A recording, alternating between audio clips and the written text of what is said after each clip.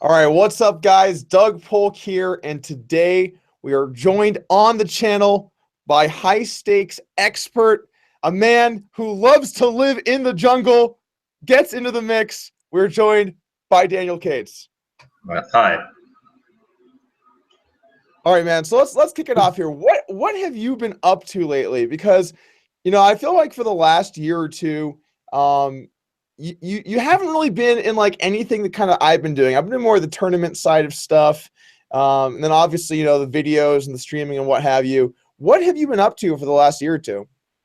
I've been up to a lot of stuff. I've been like doing the opposite of the tournament circuit, sort of. I mean, I haven't been doing really tournaments that much at all.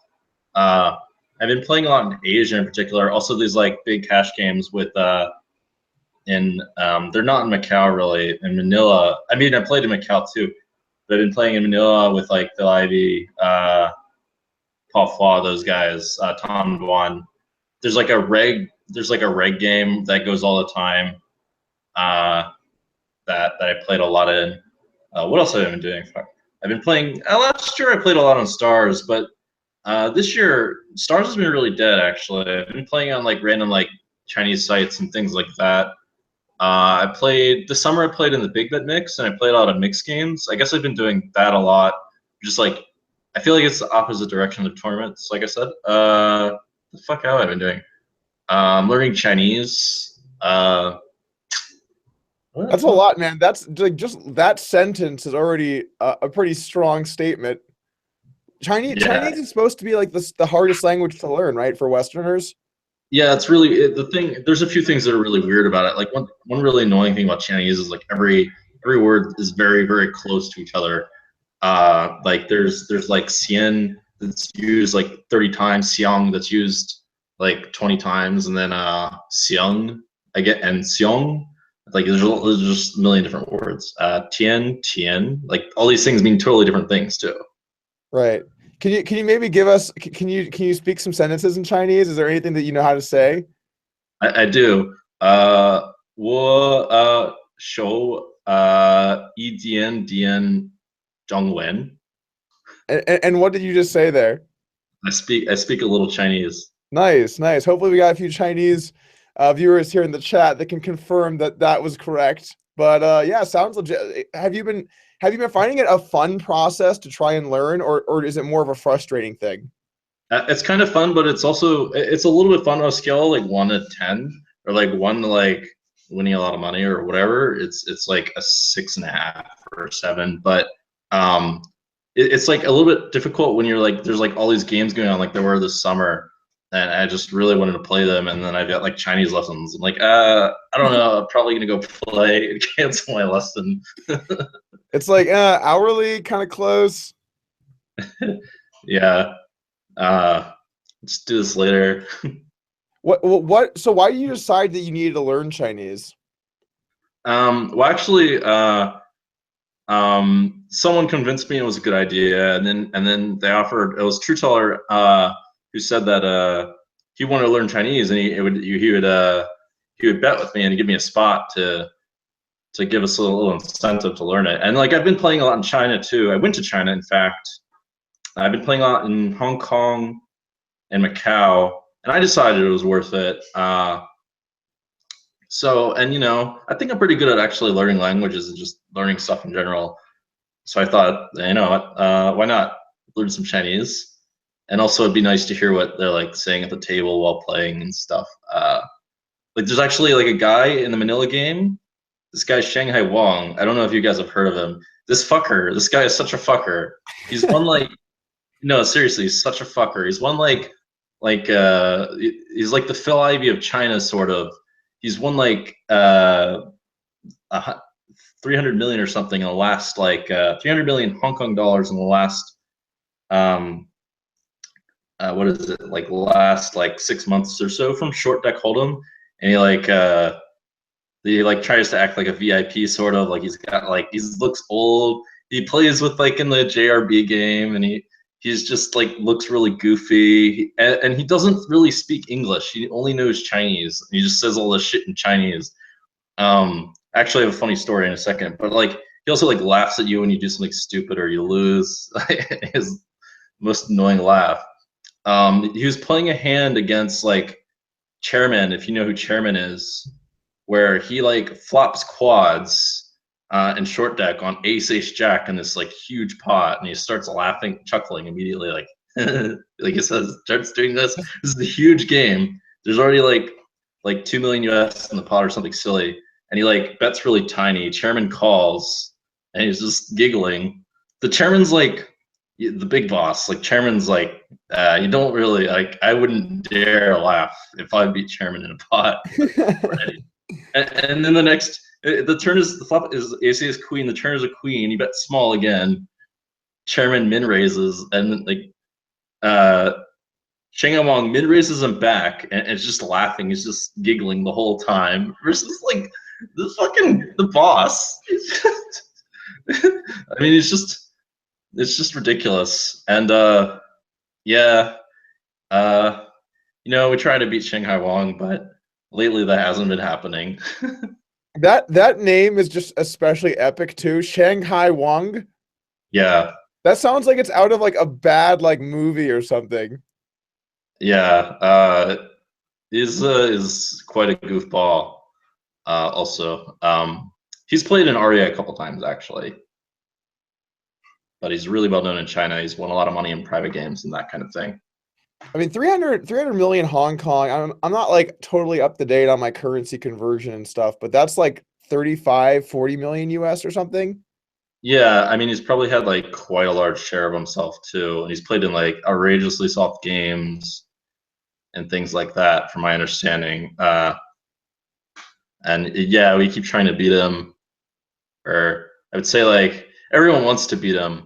And lately, we were killing him in full deck no limit. In full deck no limit, I was giving him some really nasty ones, some So really nasty bluffs.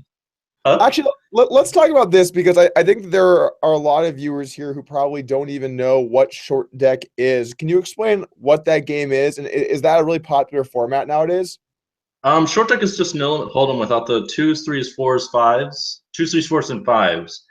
And it's like very popular in China, particularly with businessmen. It's a very simple game. It's like a simpler version. It's more like PLO than no limit actually, just because taking out all these cards makes like the board change really often, and also makes equities run a lot closer. But it's like a simpler version of PLO. Uh, I would say, I guess that's an okay way to describe it. And it's got like a shitload of gamble. It might be like higher variance than PLO. Well, in that game, because I have no experience playing that. I've heard of it before, played in like some high stakes games and stuff. But like, if you get all in with aces against, let's say, jacks or something, are the equities a lot different than they would be in just normal hold'em? Well, that one's about 70-30, but there's some funny things that happen. Like Jack 10 suited versus Ace King is Ace King is like 50-50. But like if two Ace Kings are dead, you don't want Ace King anymore. Uh, you want like 10-9 suited or something stupid, and like that effect is actually a bit stronger than it is in PLO. But a lot of things remind me of a PLO, Well, basically. you're saying PLO is a game that it's fun to play, nice to get in there. Has Yeah, some consist. Go ahead. if you thought PLO was ridiculous, so like in this spot you can be like a large favorite Jack 10 suited, 10-9 suited, where it's really tough to do that in PLO. Here it happens like pretty commonly, as an example. And like this game like will tilt. It's like the ultimate tilt.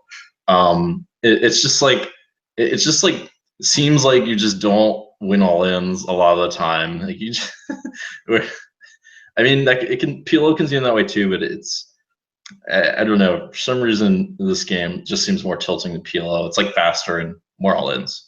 Well, what would you say is the number one mistake that you see? Just let's just say that someone wanted to play some of this game they'd never played before. They sit down. What's the biggest mistake people make when they start playing it? Well, there are a couple things. Firstly, the structure that they use is quite different, and I don't know if you want me to explain that or not. But you kind of have to play a lot of hands, or at least you have to limp a lot of hands And You have that to can, limp a lot. I don't know why do you have to limp? because everyone posts like a blind, and then the button posts 2 times the blind, so you already like have a lot of money invested, and it's really cheap to see flop and equity's already close or whatever. So you have to limp a lot of hands. If you think of it like no limit, you actually have to play no limit like quite a bit tighter, even with the same structure. So um, basically, like in no limit, you wouldn't play like Jack 10 offsuit from every position, but here you might play Jack 10 offsuit really often, basically. But you would at least limp it almost every time, but you might not call like a large raise or whatever. Like things like that would be a mistake people make. Also, people don't really understand like how the equities work in this game on like in post flop and stuff. The post flop is like very different from no limit, so it's easy to mess up that. Yeah, it sounds interesting. I do like when higher stakes games pick new variants that aren't just ridiculously beaten to death and kind of solved. And then Yeah, I think it increases the action. It makes it more fun for a lot of the casual players because they have more of a fair shot if it's a game that no one has a lot of experience. So, I like the idea of it. I've just never really got an opportunity to play that game type. yeah.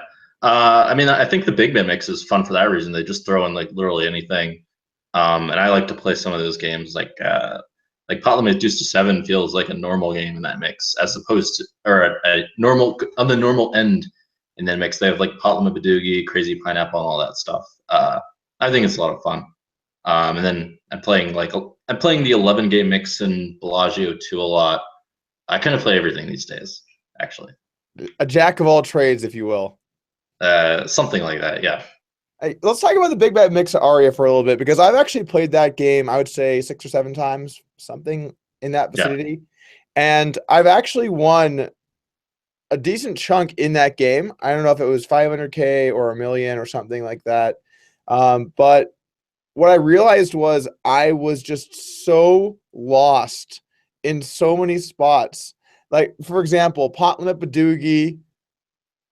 I mean, I don't even play not pot limit Badoogie. My only experience playing Badoogie is 1K, 2K in this ridiculously huge game with people re-raising. I'm like, oh God, do I put 100K in here? I have no idea what I'm doing. So I end up walking away. But what are your thoughts on that big bet game over at Aria? I like it a lot. I think I can beat it. What can I say? I think it's a lot of fun, and what can I say about it? It's one of my favorite games actually in Vegas. If I could just play pot limit, if I could just play Big Bet Mix forever, I might just play fucking Big Bet Mix. That's what I do. I There, just like I just have the cravings for playing Big Bet Mix. It's gotten I don't know. It's captured there are for some various reasons. there are some really good games in that mix. One of my personal favorites, and this is one of the most technical games, the 10K PLO flips. Yeah, Yeah, I there's haven't. actually. Huh? Oh, I was going to explain to the viewers. So there's actually a game. I think there's around 8 or 9 games in that mix, and one of them is just PLO flips. Everyone gets dealt 4 cards. Y'all put in 10K. Some people side bet. If you're playing with Matt Kirk, there are going to be hefty side bets, and then cards come out. Somebody wins, and you move on to the next game. Yeah, it's tougher than it looks. That's what I learned about the 10K PLO flips. I don't think I won in those. I think I won in the other stuff that wasn't pot limit stud high low, but uh, that one I don't know. They I don't know. added that. Yep, yeah, they added all sorts of shit. They added even they were in fact playing no limit short deck for a while, um, because True Taller lost a lot of money in it, and he wanted it in, and then I wanted it in, and I was new to the thing. Oh yeah, and like Aaron wanted it in from where is he from? I think he's from Shanghai.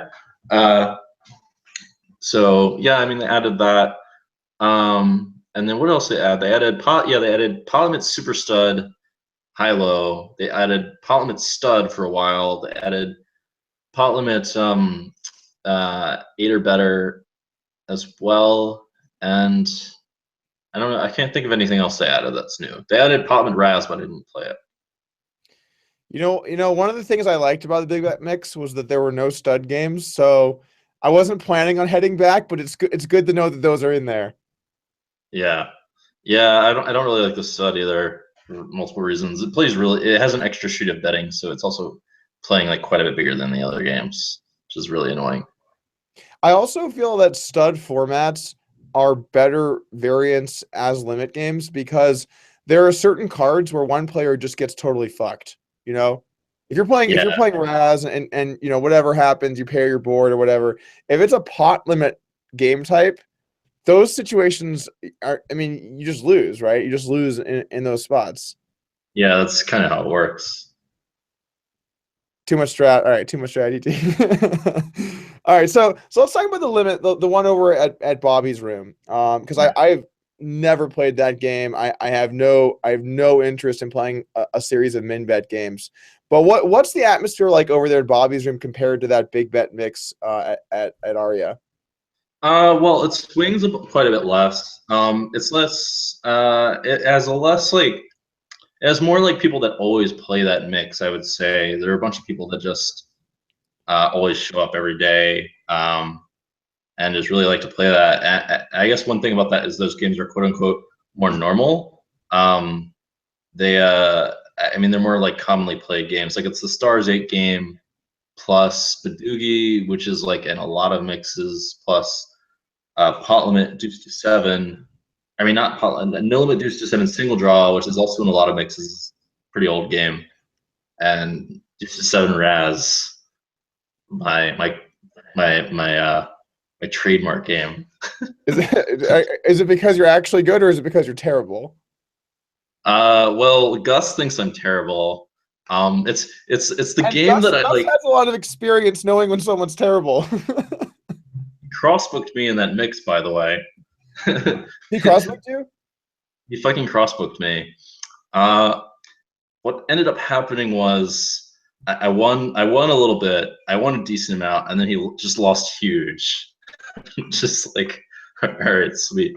But yeah, Gus is convinced that I'm not very good. So we had some crossbook action going on. Oh yeah, there's a lot of crossbooks in that. There's not that many in Big Bet.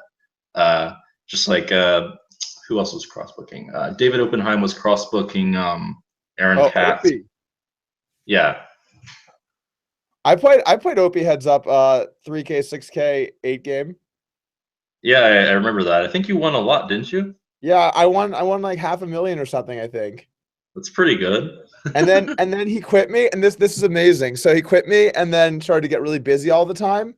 And then I would go to Bellagio and he'd see me in front of like his friends and Bobby's and be like, Doug, you decided to come back to town, huh? And I'm like, what are you talking about? I live here and told you I would play you again.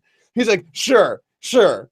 And I was, well, do you want to play now? And he's like, oh, I'll text you. I text him. He's like, oh, I'm busy this week, like, you know, next week, or whatever.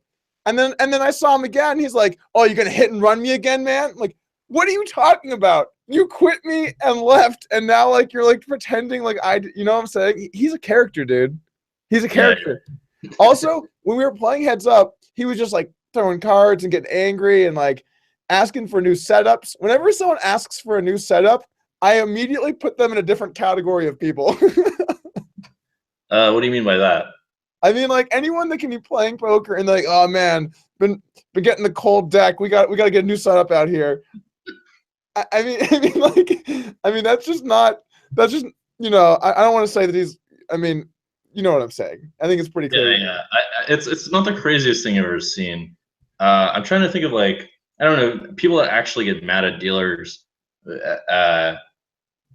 are like I don't know. I think sometimes people are just irrational and get mad at dealers for no reason. But like I don't think getting mad at dealers because of what you're dealt or like berating the dealer like why the fuck did you deal me this or some stupid like I think that's way more ridiculous. And I feel like I've seen more. It's pretty not cool to ever attack the dealers for anything. They're just trying to do their job. You know, Yeah. even when they mess up, you know, I've never seen any really terrible dealer mistakes, but I've heard stories where someone messed up and certain players just got super pissed at them or whatever. I mean, they're just trying to do their job. Yeah. Yeah. It doesn't seem very easy in the mixed games actually. Yeah, there's a lot of games. I mean, I don't even know the rules of a lot of the games that you're talking about. What would you say if you had to pick your best game and you cannot talk no limit, no PLO, your best other game, and what's your worst other game? My best other game, well, I mean, I'm probably not as bad as some people might think at certain games, but I mean, the third game I played the most not Parliament, Limit Deuce to Seven, which is like kind of a lame game to be very good at, just because there's not much edge in Ring Deuce to Seven.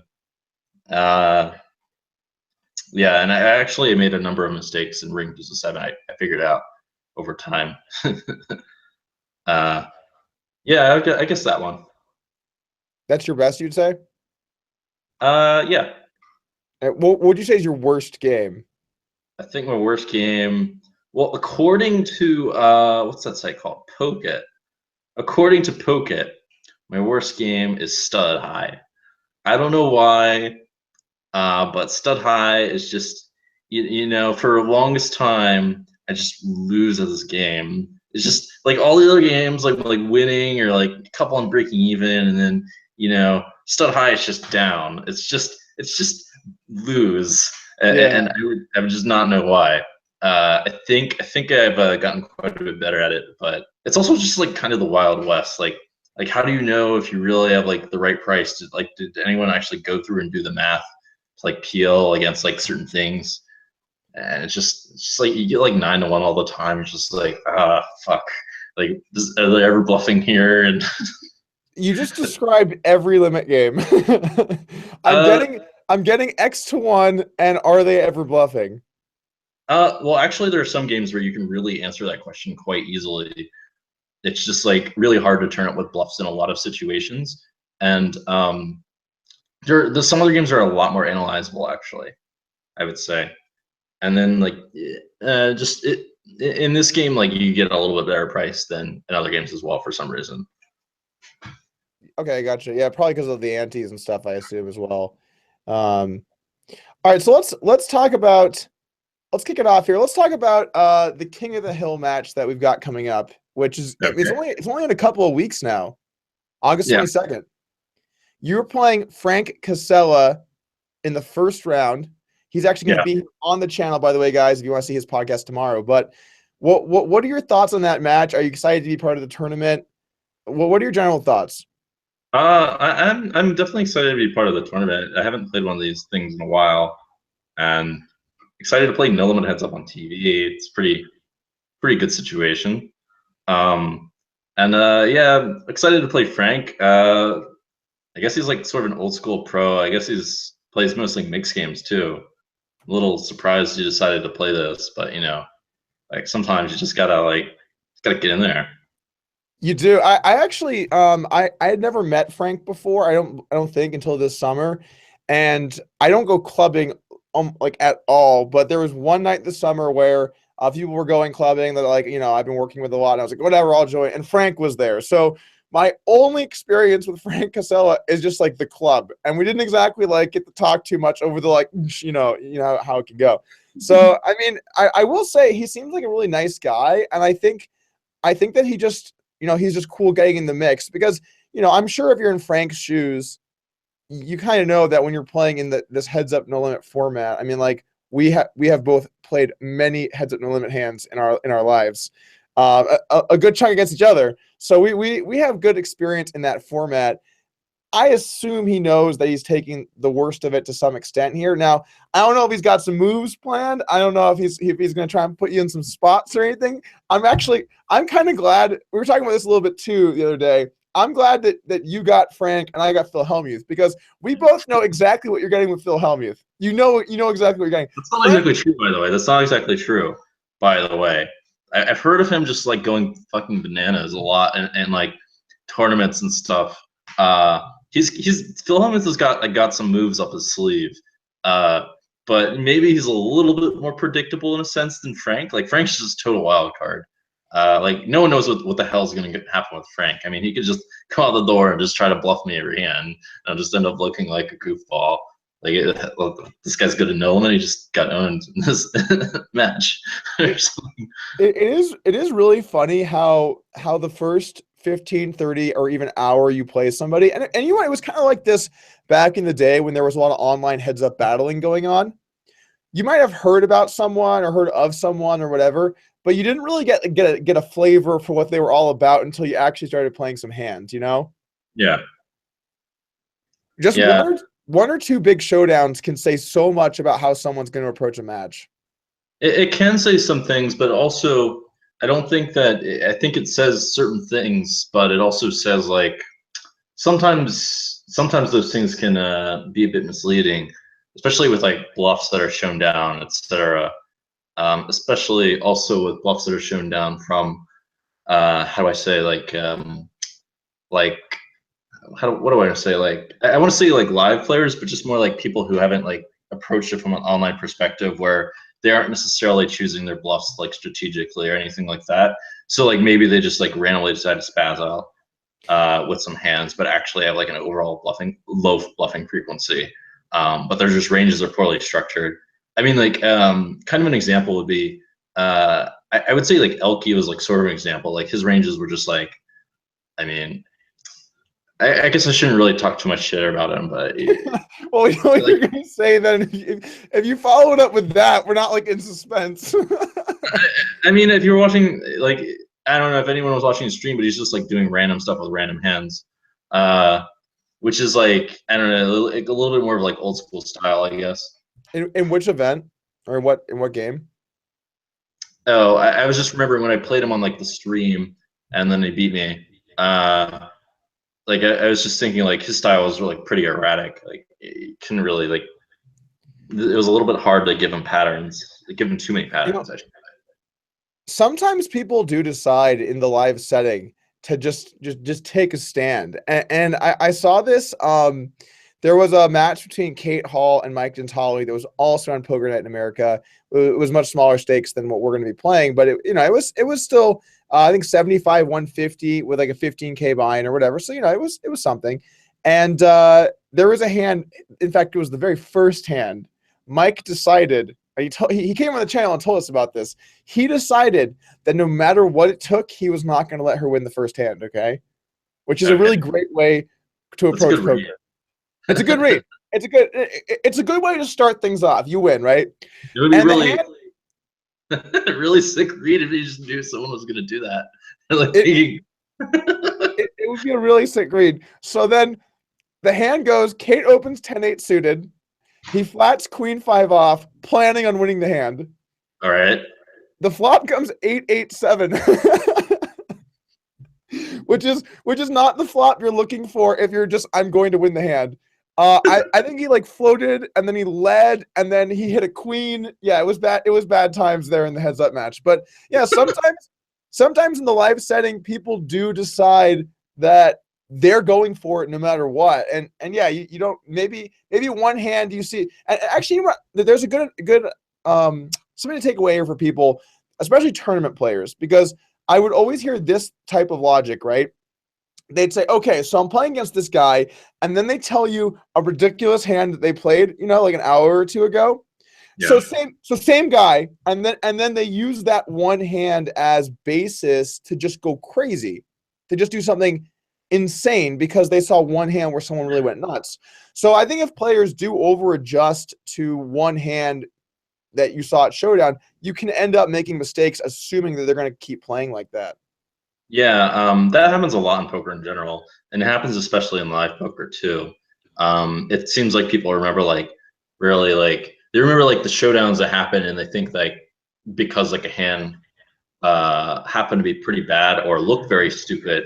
Oh, I've got a great example. If people understand Deuces Seven, I've done some stupid things in Deuces Seven. I want to say like some jungle tricks or whatever. I mean, you're welcome to tell us your moves. I think some people will understand Deuce to Seven. So yeah, go for it. All right, let me tell you a move that this is like an action move right here. Okay, so in Deuce to Seven. All right, let me think of this hand. I like call someone opens. Actually, Dan Zach, you know him, but people probably don't know him. He opens. I call. I draw two. He draws one. It doesn't matter the positions. He opens early position anyways. It actually does matter the positions, but not really. I check call again. I draw two. Let me think of how this happens. I draw a one. No. I must have drawn. Let me think for a second. How does this happen? Okay, so okay, no, he must have drawn two in the first place. I drew one, and then it goes 1-1 on the turn, and I bet, and I bet he raises, I call, I pat, he pats behind, I say you win. Like I like my Oh plan. my god. I was out of position, and I was like hoping that he breaks, and I was gonna like bet. Like I you see. understand? Like So it was an out of position float snow. yes, I was hoping that he draws one because he's like, oh no, I got to draw one to beat Jungle's hand, and I was gonna like, oh, I'm snowing, so I just bet. And he folds. It actually would be really great if it goes pat pat, and then the moment they pat, like you win, you just put your hand in the muck.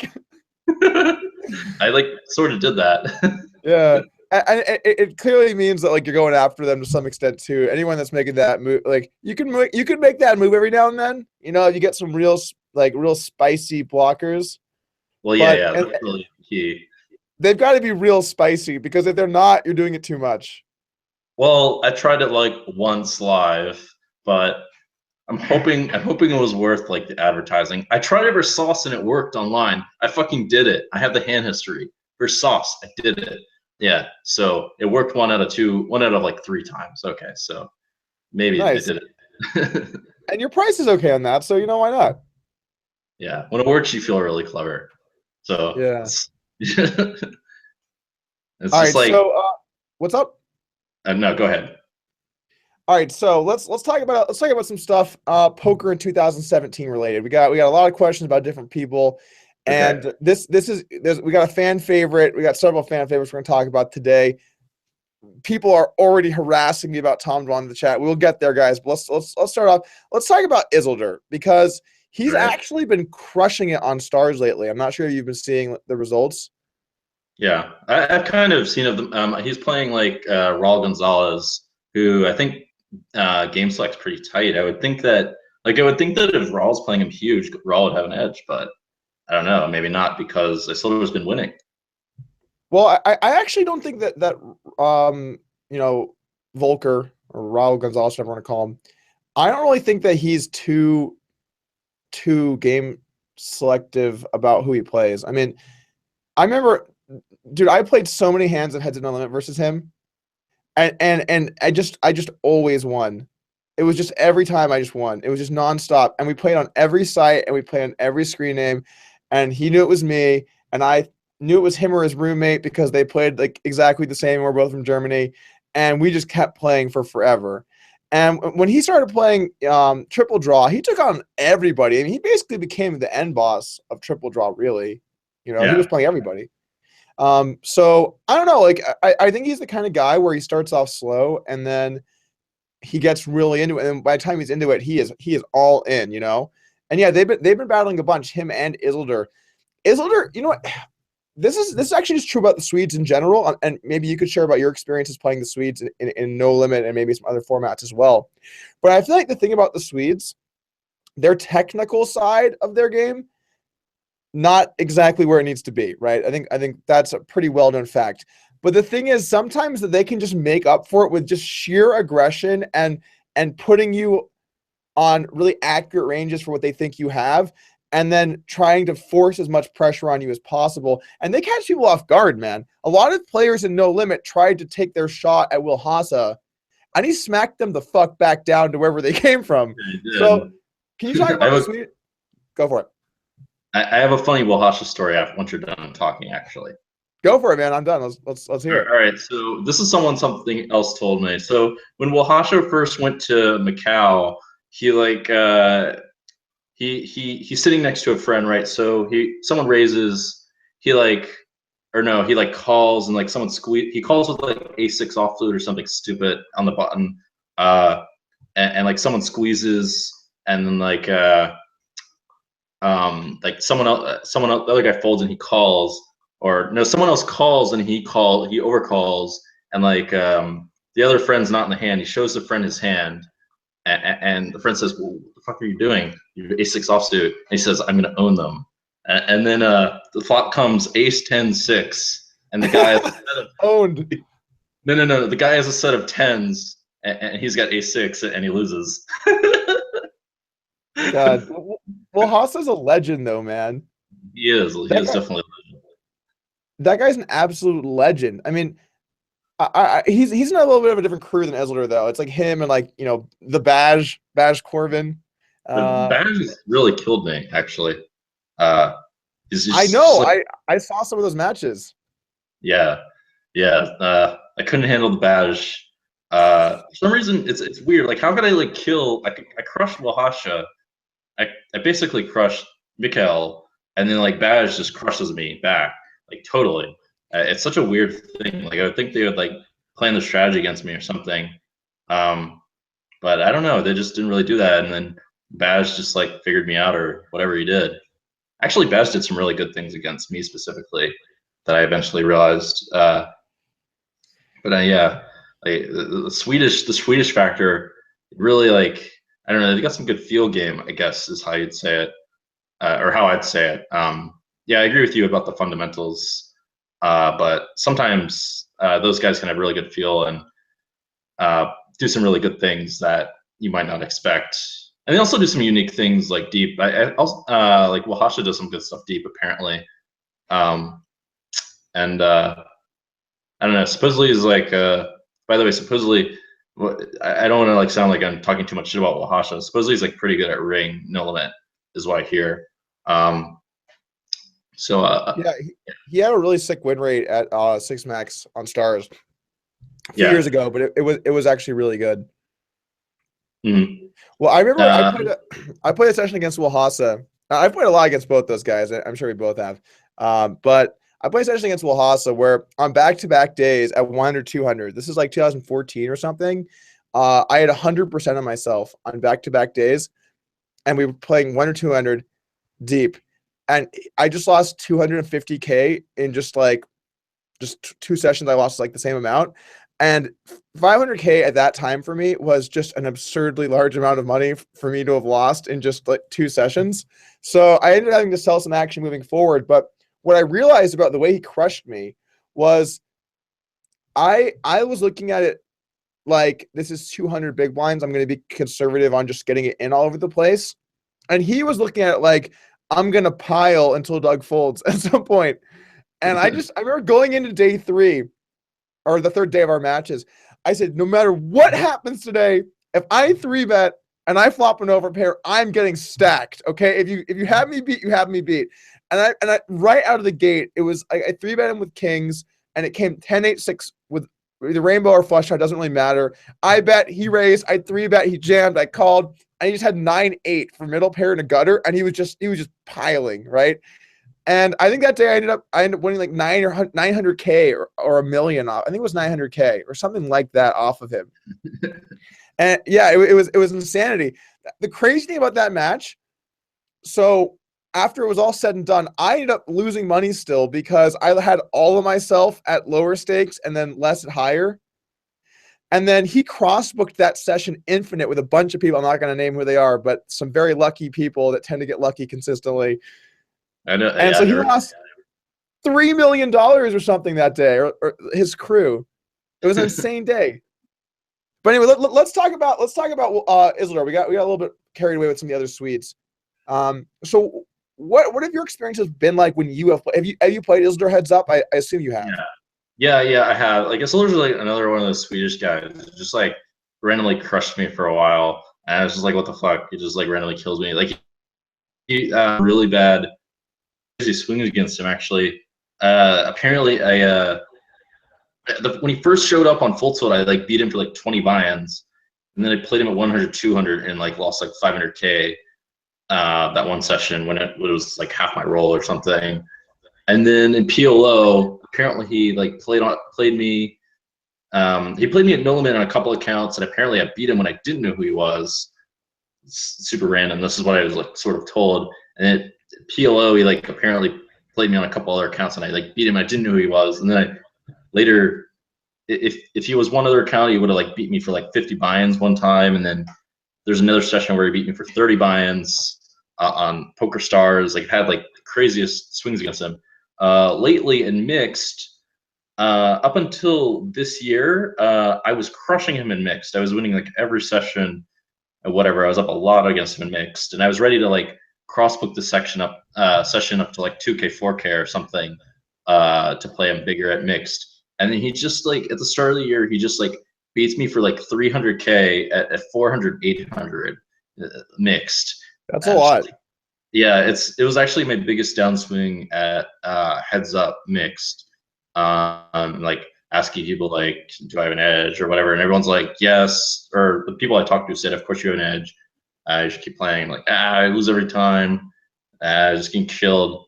And like now I like, but I'm like a little bit nervous about it. Like I don't really want to play huge anymore against this guy. It does help that it definitely hurts me that they play No Limit and PLO not deep anymore. But yeah, we've been brawling it out, and we've really just been swinging around.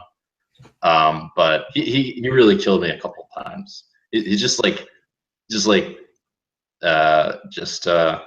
don't know. He had like the bash factor. It just had like the fact that there's just like like Jungleman's gonna do this now. He's just like sick of folding or whatever. He's gonna call, and then I just like pumped it off, making these stupid calls, and like shit. this is like sort of what happened, I think. They really know how to play against certain people. That's something that they do spectacularly. All of the Swedes, they all play certain people extremely well.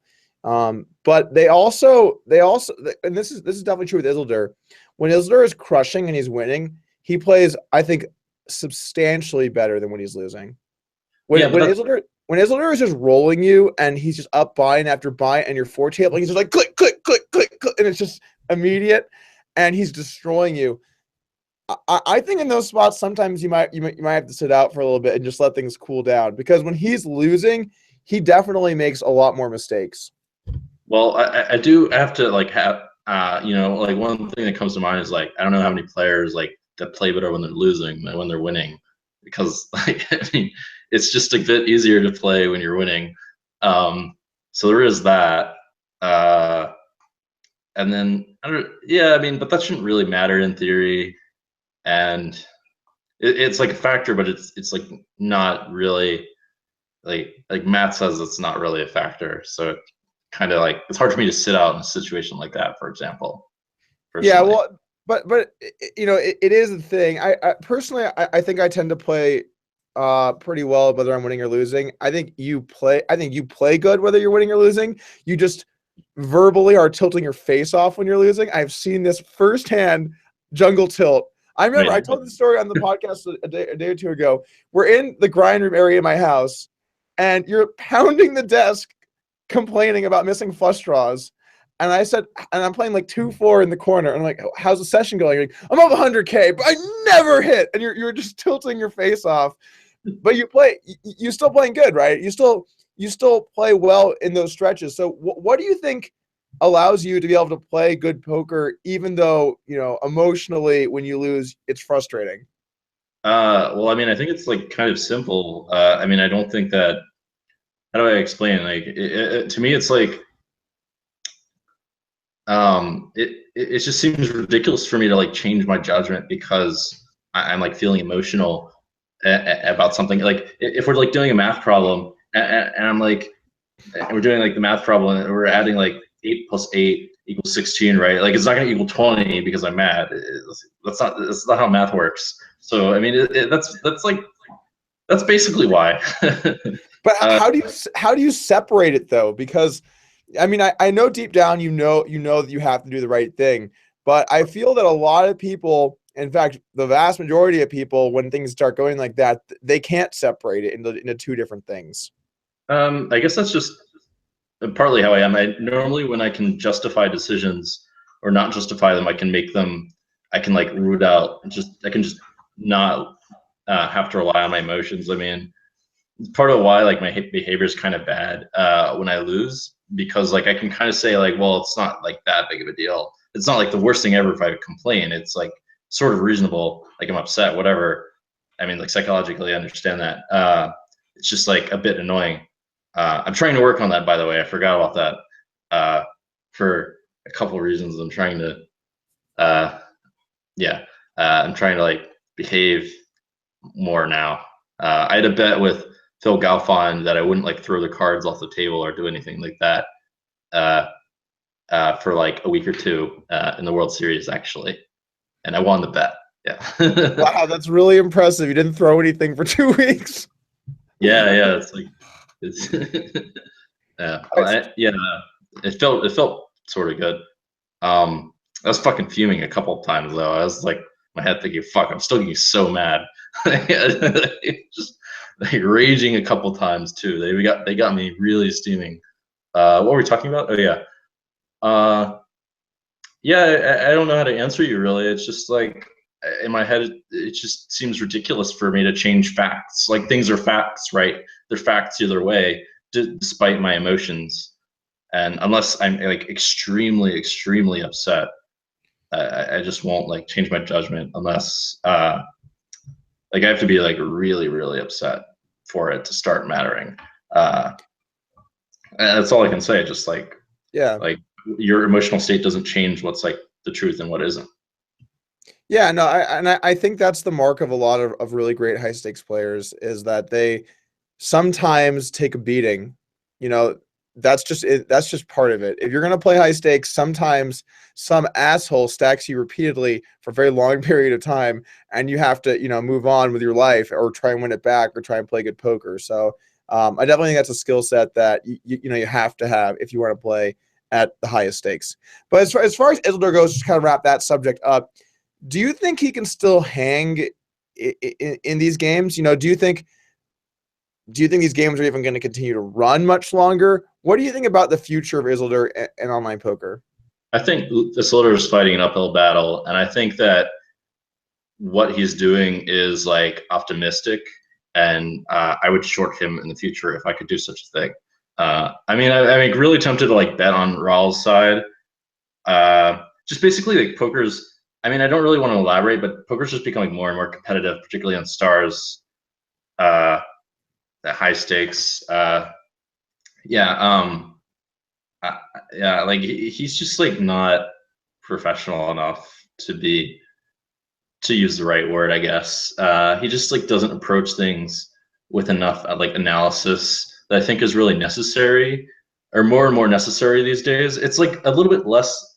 It's not as necessary depending on where he plays, but he plays in like the toughest games possible, pretty much. Um, so yeah, I mean that's really his major flaw. Like he has to do more work on the side or pick his games better or whatever. And he's like playing against people who are who are becoming like really good at their games. Like I think that there's no way that he's a favorite and like against Rawl at deuce to seven, but I don't know. He's supposed to be really good at deuce to seven too. I would bet Rawl that. I don't know about the 8 game. I don't know if they're still playing deuce to seven, whatever. And then what was I gonna say? Yeah, I mean, if he was like grinding, one thing he has gotten better at somehow is he's gotten better at like uh, not like dumping it off in really stupid ways. I guess he's been a little bit more sensible with that somehow.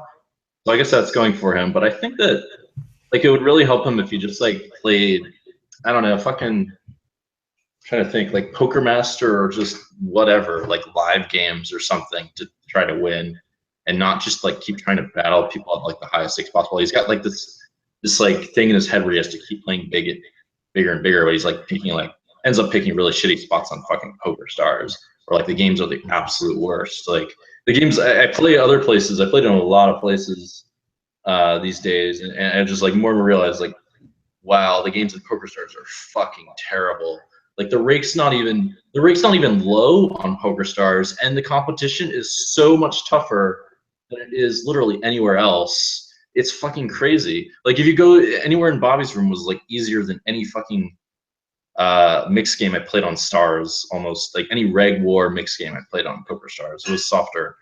And then No Limits, like these guys are running sims and doing all this fucking shit. Then you can see it really in their game.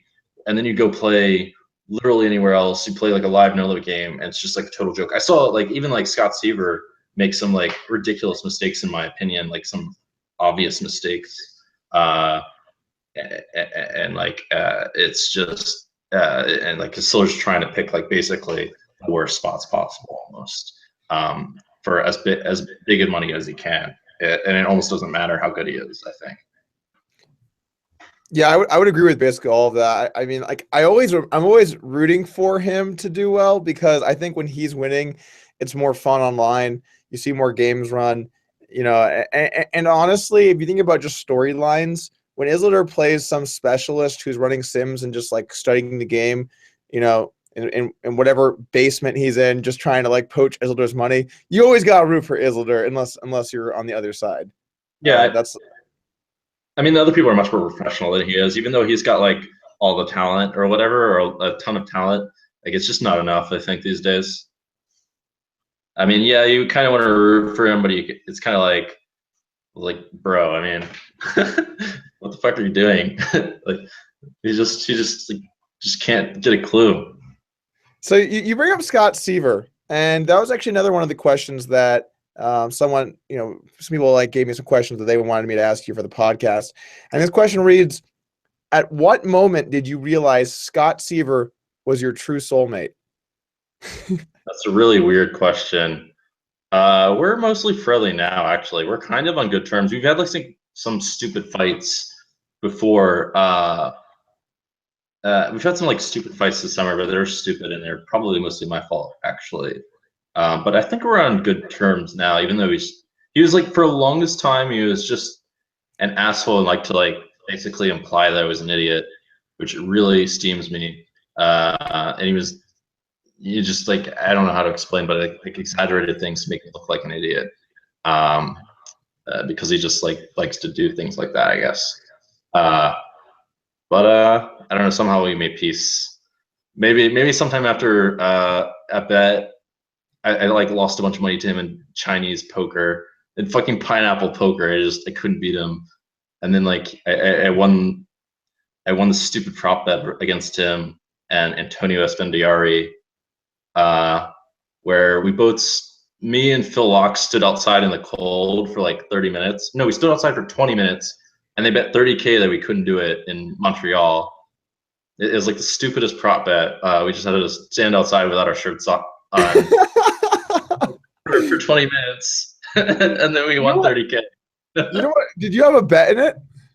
Yeah, we had a bet for 30K to just stand there for 20 minutes. So someone paid you 30K to stand outside in the cold for 20 minutes? Yes, this is exactly what happened, actually. I I mean, forgot I didn't tell you about this. that's a tough life. Yeah, well, Pretty I was pretty huh? decent hourly. That's what I was thinking. I was thinking, man, if I can't just stand in the cold for 20 minutes for 30K, then I really just can't. Like, how can it not make sense to do this?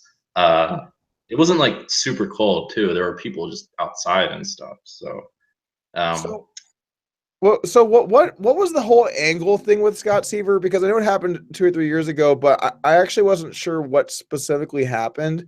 Was there something where you thought Scott Seaver kind of angled you? no. He thought that. No, what happened was I was like in the past I was not as good at paying attention to table action, and so I would act out of turn because it's live poker. It's not like there's like this little sound that tells you when to go. I played online the entire time, and I would keep doing this. And there was some hand where um, somehow my action out of turn caused Scott to like not hit his set on the turn and win the hand, and then he just like, loses control and like he quote unquote accuses me of angling with doing this, even though like it didn't benefit me at all. It might have even hurt me uh, to act out of turn in this spot. And then, I mean, obviously he was exaggerating, and he was like totally out of line for saying that. But he was just being like Scott and emotional and just being emotional and exaggerating as Scott likes to do. Um, and then I got really mad at him and said, told him to go fuck himself or something like that. Uh, Always which, classy. well, that time, see, like that time, I think that to tell someone to go fuck themselves is just like totally reasonable. Like, is it not? Yeah, no, When yeah. like, I think other people like sort of agreed with me. But so if someone's being a douche, you just like tell them you're being a douche. Yeah, And you gotta let them know what's up. yeah, so so yeah, that's what I did. And then we had some stupid brawls, and that was the Scot hit Seiver and jungle tale of whatever. There you have it, guys. There you have it. All right, so let's. I don't know if you've seen this chat, but they are just chanting for we both know what subject that they want to talk about. There was a point in the chat where all it was for a good few minutes was people saying Dwan. It was just that was it. It was just like 3 minutes of Dwan. So let's talk about Tom Dwan and the challenge, because I think that that's probably the most notable thing that you've been involved in. I would say Sure. is the the Durrrr challenge. So where are things kind of at right now in terms of it finishing? Because I saw you tweet earlier this year that you were hoping to get some hands in. I looked at them like that seems optimistic, but where are things at currently in terms of the challenge? That's a pretty good question. I have a lot to say about that. I have a decent amount to say about that, I should say. I actually talked to Tom today before, because like Tom is like notoriously difficult. He's like the hardest person I've ever been in contact with to like that's not like straight out scamming me, in my opinion. That to actually get to respond to my messages. Like I would text him, and for days he would just not respond. And it drives, at least for me, it drives me fucking insane when someone does this, and like they owe me something. It really pisses me off. Anyways, so I like we managed to talk with him. He's been like pretty somewhat communicative lately, especially when I see him. First thing I want to point out, like he wants to, he feels that people have been a little bit unreasonable to him, because he's been like I said many times, he's been paying me penalties every 2 months lately. He paid me some also figure, or we wrote off part of a figure that I owed him actually in the past, some money. And he wants me to point out that actually he's like given me essentially like 700 to 800K US basically in penalties since 2010, which is like, it's a pretty large sum. And like if he doesn't play, he's like sort of going, he may owe more. We're trying to resolve it. I think that even he agrees that I asked him, like, does he want to settle? Does he want to play or whatever? What does he want to do? Like, I'm trying to get it sorted. I think that it might actually, there's a good chance that something might happen in the near future, which maybe I've said a few times. You've said that so many times. I've heard you say that about the challenge in 2015. I mean, when you talk to Tom, he's so convincing. Actually, it just feels like he's really going to do it this time. But what year did it start? What year did the challenge begin? I think it started in 2010. Okay, so it's been 7 years. Yeah. And yeah, well, so we're trying to resolve it for a couple of reasons that I don't want to state, because I don't know how to explain it. Just basically, it would hurt the other person's interest. But there are a few reasons why, like, I really think there might be a resolution in the near future. And even Tom agrees that if he can't play in the near future, he's just going to have to forfeit. I asked him, does he want to settle? Does he want to play? He says he wants to play. It's, okay, all right, well, come at me, bro. Whatever. I'm happy to play. I've been waiting to play. Let's play. Whatever. And he says, like, if we don't play, that there should be a time frame for which he thinks that there should be a time frame, and then he would just forfeit. But we'll see if we can actually make that like an official agreement or not. I'm still talking to him, and we're trying to get things going. I think it'll be finished by the end of 2018. That's my prediction, but we'll have to see. How many more hands is it that are supposed to be played? 25,000 hands. 25,000 hands, and where would you guys even play it at? He suggests PokerStars, which PokerStars is an option, most obvious option. I have to like now I have to deposit through Skrill. I'd have to deposit like 200K through Skrill on PokerStars to do this, or something, or more actually. I'd have to deposit more. But yeah, I guess PokerStars. I don't know. I have to talk with him more. Do you feel like, as an outside viewer of what happened, I feel like you have just given him so many chances. Like at some point, even if he says down the road he's going to pay you, or he's going to forfeit, or he is paying you penalties, which is great, by the way. Like I think that is an important distinction to be made, is that he has paid you $700,000 to $800,000 in penalties. I mean, that's a lot of money. Is that the number? Yeah, that's he says it's 800. I think it's like well, there's a discrepant. I mean, there's a reason why I think he thinks it's 800, but it's like doing the math, I think it's like around 700-ish. But yeah, it's a large number. That's definitely true. Okay, so he has made some significant payments, but at the same time, it's just been so many years. Like there has to be some kind of reasonable time frame at which isn't it time to kind of call it? And has he ever agreed to a neutral panel of judges to decide? Because we actually had a bet once where we had to go to a neutral panel. I don't want to bring it up because it was a really stupid bet. I don't think that either one of us want to bring that up right now. But at some point, a neutral panel, right? Yeah. Yeah, but also I think like he just like I think he sort of agrees. I mean, we did have that, and then he like decided actually no, like he doesn't want like Ike and Z Justin were two of the judges, and they have shares of me. They clearly can't be. That's you can clearly no one with money on the line can be a judge. We even said that to him, and he said, "Okay, you guys can be judges." And then later he was like, "Actually, no, I don't want you guys to be judges." It's just like, I mean, whatever. I mean, I don't really mean like almost everyone is okay to be a judge, in my opinion. Like a lot of people are okay, but I think he sort of agrees, and maybe we'll have something like that happen in the future.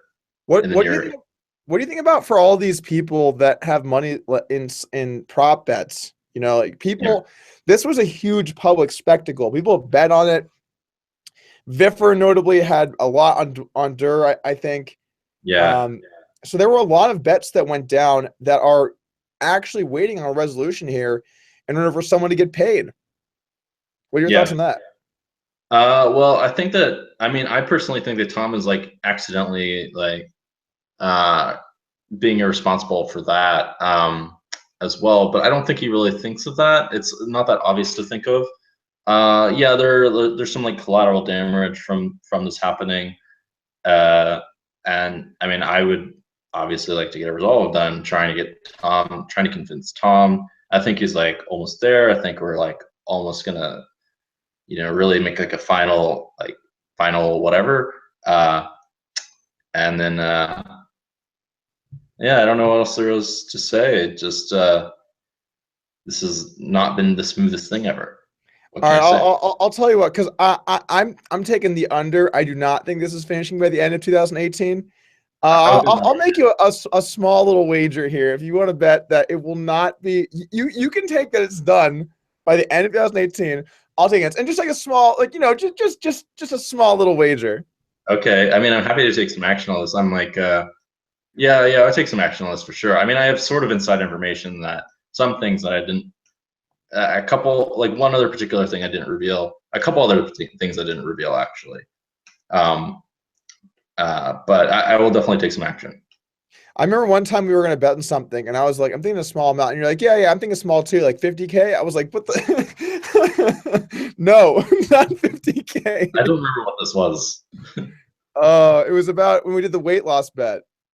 Oh yeah. I was like really wanted to do the weight loss thing.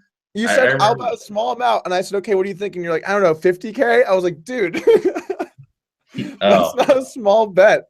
Yeah, that I haven't done very well in weight loss bets anyways, so I'm glad we bet smaller and then I bought out. If it makes you feel any better, after you bought out, I gained about 25 pounds. How would that make me feel better? I don't know. That'd I be don't good. know. I probably gained It 25 happened though. pounds too, but All right, so let's just like one or two more things on this Durrrr thing, and then let's move on. Do you feel like Tom, because if he wants to play it, I can't imagine that he's spent much time studying No Limit or has even played much Heads Up No Limit. So it seems kind of weird to me that he even would want to play it. Like, doesn't he realize that like the game has changed significantly since he was playing, or do you think he thinks he has a shot to come back and win? I don't know what the fuck he thinks in this particular case. I'm like sitting there thinking to myself, like, what does he think I've been doing like all this time? Like, I think I've gotten a lot better since I played him, actually. Um, Although like some like exploit things I was doing versus him might have actually been better than like some more like I like take it a little bit more GTO-ish approach lately. Like I'm probably playing like closer to GTO now than I did back when I played him by like quite a bit. Oh, Uh, definitely. I remember some hands that were insane from that challenge. I remember just casually railing it one day, and there was a hand where I don't remember if you opened the button or he did, but it doesn't really matter. All I know is that the flop came something on the lines of like 9-5 deuce. okay. The flop action went like, and you guys were deep. I don't remember how deep, but you were pretty deep. And the flop action went like bet, raise, raise, raise, jam, fold, and you showed ace deuce. Remember this hand? I think I remember this hand a little bit. What were you doing there to where you just like knew that like I mean I mean I'm still dude, I've played heads up my whole life and I've never had a hand like that. I've What had happened? some I've had a couple of hands like that. Uh, I've had some hands recently, sort of like that actually. uh, I don't know. I forget what I don't know what I was thinking actually, especially because yeah, I'm surprised I did that in that spot. I don't know why I did that. Uh, that spot I might have gotten a bit lucky. Maybe I had a decent equity versus him anyways with ace deuce. I mean, I still had like unless he has like a set, I had like 20% equity. Um, yeah, I don't know about that one. All right. I mean, I was just sometimes you gotta like like people are like raising and stuff. They're saying, "Oh, I got a big hand," and sometimes you just don't believe them, and you go all in. Yeah. Do you think that Tom Dwan has been fair to you in this? Do you feel because I've seen the way that you've responded publicly, and frankly, if the situation happened to you happened to me, you know, if like when I played Sauce in our challenge, then after a third of the challenge, all of a sudden he was just like MIA, I would have gone just nuts, you know, because really it's stealing, you know, like you guys agreed to this challenge. It wasn't even your challenge, it was his challenge to anyone. You took it. And do you feel that he's been fair to you throughout the process? I don't think it's been. I wouldn't say he's been exactly fair, but I think that he's trying to make things right. Or at least he's very convincing. I would definitely say he's very convincing. He's and paying like 700 to 800K or whatever is not like when like someone owes you money and they're like giving you money, it's kind of like they're saying that they're gonna pay you. So it kind of suggests to me that he's gonna finish it at some point, and I guess some other people have a. He's been okay with me about other things. He's been surprisingly good to me on other things too, actually.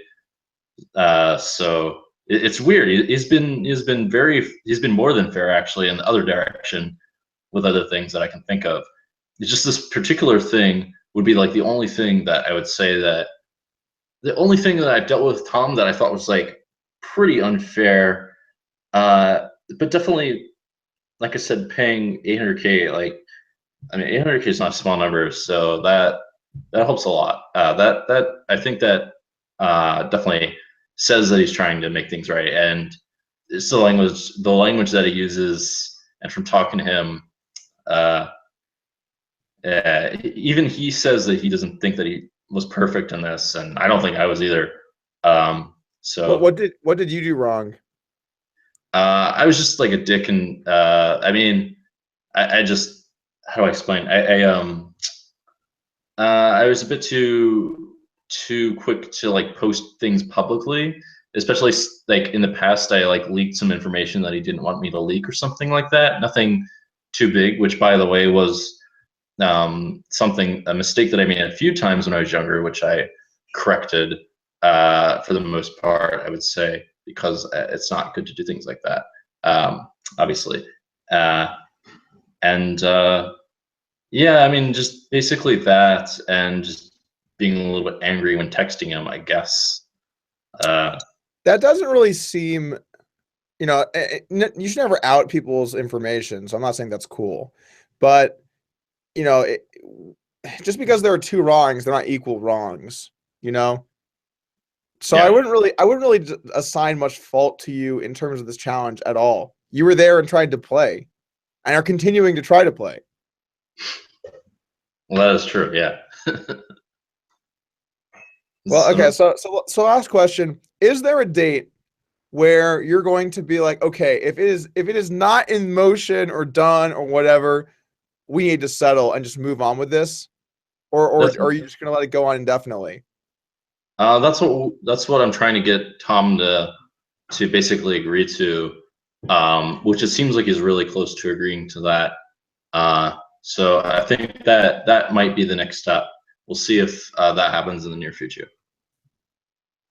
Okay, cool. Awesome. All right. So let's move on. Let's talk about something else. Let's talk a bit about software and bots and that whole fun area of poker right now. So someone said this to me. I think it was a tweet, but I didn't see it personally.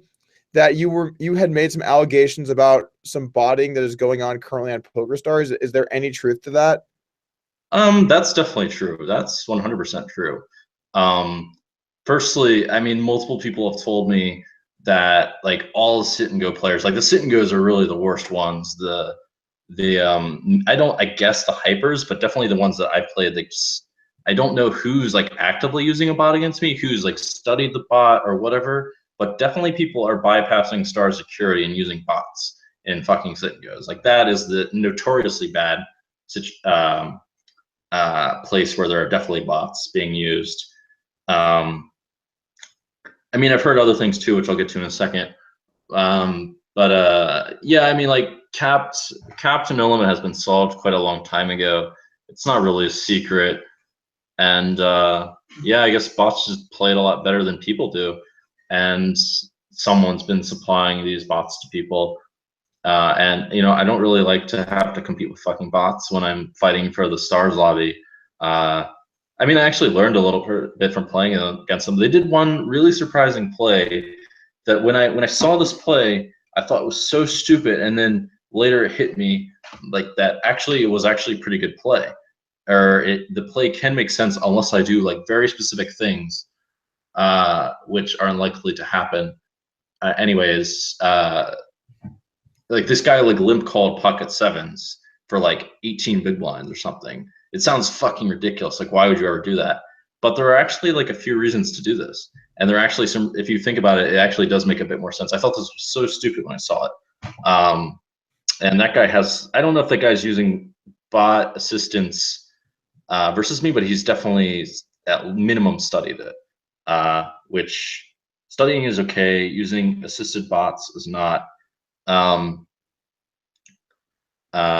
Yeah, but I'm told that people are using have live assistance from bots. Instant goes, as I said, and then there's like a few notorious examples of people who have bots that like have 100% have bots of some sort. Like this guy, Happy Hammy, this guy Captain Cube, Mariossi, and Go Fish. They have some sort of live assistance, I'm told. Basically, uh, basically, I was told specifically that Captain Cube has them, and all the accounts are linked to Captain Cube, or related to Captain Cube, I should say, because the person tried to sell a friend of a friend, the friend of mine that told me this is very reliable, by the way.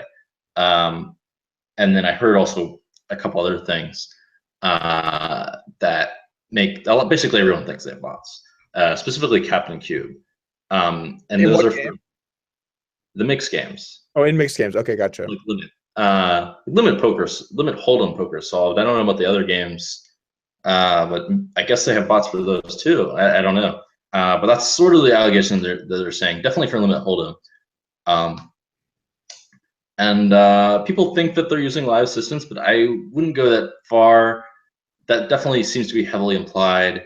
And apparently, like, this person's going around selling bots to people for PokerStars, but I don't know who exactly this person is. I'm really curious to see. I'd be really curious to see bots for those other games. I didn't know that such things existed. But yeah, and then I know some other things that I'm actually not supposed to say. I was asked to keep quiet about. And I don't know. What are those? I'm just kidding. Oh yes, someone's yeah. You don't have to say the things you're not supposed to say. By the way, you can just not say them. Yeah, I'm trying to think of like an explanation. Just it's a mix of like I don't really like want to hurt these other people so much, and also people ask me to not talk about certain other things that I have no reason to think are like have like some nefarious purpose or whatever. And then what else was I going to say? Yeah, I mean the bots have taken over PokerStars. What can I say? Apparently, they're taking over the sngs at least. Let's say that. I don't think they've taken over the other things, but you know, PLO solver, pretty good for no limit, and then you know other people I guess have something for no limit maybe. And you know, PokerStars games are tough. That much is 100% true. It really seems that in today's day and age, if you're going into the stars games with the higher limits without any kind of backup, I mean, like, this is just this. You're just gonna kind of be the spot, you know. It's just the way that it is because it just gets so much tougher as you go along. Well, And what especially sucks too is because there's no way to protect. I mean, they can try and prevent assistants or bots or whatever. But as long as they have someone manually doing it and being there to type in the stuff and whatever, you can only really do so much to catch people. Then it's the people that don't do it that end up paying the price, which is kind of messed up. I mean, there's not really a good solution. well, I mean, this is just how competition works. I mean, if you can find like better like tools to assist you, you should buy those tools. I mean, and if you don't, you're basically being an idiot. I mean, like it's kind of like how things work. And there's not much more to say about it really. Like if you're not prepared if you're unable to compete with your competition or don't do what's necessary, especially when it's like as simple as buying PLO solver, then you're gonna lose. I mean, one thing I would say is like I would just say fuck PokerStars. Like I said, no, seriously. Playing there is such a waste of time. If you play literally anywhere else, like party poker, for example, like just the games are better and whatever, and they're trying to do more promotions and stuff. And I think the rake is better there. Also, I mean, just literally anywhere, like even just a live game, or maybe Poker Master apps. I don't know. I mean, from what I've seen in Poker Master, it's definitely not as tough as Stars. It almost seems stupid to play on Stars. Why play on Stars? Why play on PokerStars? What's the point? Like, even by the way, even I'm losing on PokerStars this year, and I'm winning heaps everywhere else. Heaps. But how many of the other places that you play have chests? Oh well. How many chests have you opened on Party Poker? That's a good point. None. I mean, okay, fine. I take back what I said. Actually, I mean, I don't want to say anything bad about Stars because I just joined the team, so I don't want to ruffle any feathers, so to speak. But yeah, dude, like I mean, I think it's a pretty well-known thing that there are better options to play. I think for a lot of people, it comes down to both convenience and software. I mean, Stars is the best software by a large margin in terms of just like getting to play there. But if your goal is to make money, then yeah, if you're just I'm trying to make money playing poker for a living, so I'm on PokerStars, you're just being a donk. Yeah, I realized that too. I was playing lately, and I keep looking at the lobby, and I've got all the games open up. There's not like a game, except for like Raz. I've got Pot Limit 085 card opened up, and I can't play that game. I mean, or no limits there, and it's just like, oh, I have to play against like the best pros, and great. And then like there's barely anything running even in 6-max. I'm just thinking, fuck, man. Every time I open it up, I've opened it up like the last 20 times, nothing, just stone nothing. And then yeah, they've got the software and they've got they got the chests. They got the chests. It's it's just what's keeping them kind of there. And I was just thinking, man, I'm such an idiot. I should play something else. What What do you think about the future of online poker? No, it's still got a future actually. But oh yeah, I was gonna say poker's still got a future. That's for sure. That's what people get wrong is that there are still games out there. They might be short deck games in the future. I'm hoping that they are for multiple reasons. I'm hoping that short deck games come into the future. But yeah, I mean, like the apps are live and other sites are live. I know some other inside information, and you know, You're just teasing. You're teasing the good viewers here on YouTube with all this juicy information that they don't get to know. I can't say certain things. It's this channel would explode. It's a little, but yeah, I mean, there's a lot of live games too. It's just if you know, even if you know only No Limit, I mean, there's still some action. Even if you know only PLO, PLO is actually not as useful as No Limit right now. That's the sick thing. I would say No Limit Hold'em's more useful than PLO right now. But there are definitely still ways to make money if you're informed enough, I should say. I might be able to help with that in the near future, depending on some things. A friend of mine is more educated than this, but I don't think I want to mention him here, actually. It's all good. But, all good. Yeah. I get information from various people. Do you think that if online poker wants to have a good future, that maybe there needs to be more embracing of these random other newer games? Like I've never even heard of short deck being online. I don't know if you've ever heard of that before. Do you think maybe that there needs to be more embracing of these new variants? Because that's really the enemy of solving games, is just changing them a lot. If we were more ready to embrace different games, then all of a sudden bots wouldn't be as big of a problem.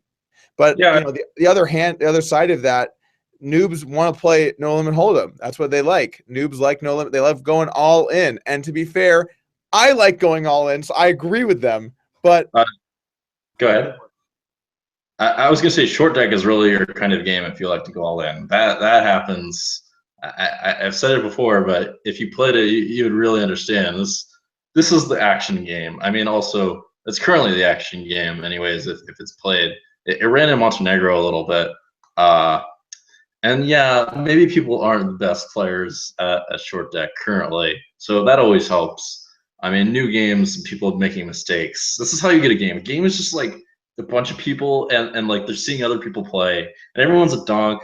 They don't really know what they're doing, and then people are doing stupid stuff, and then they're saying, "Oh, that's so stupid." But since everyone's stupid, they're all doing stupid things, and this is how you get a game. This is like how it stays alive, and this happens a lot in like mixed games. This is why mixed games run, because everyone thinks everyone else is stupid because like everyone's done something stupid at some point in some game that someone else knows well, and they just have like this one hand stuck in their head, and this is why the game's running.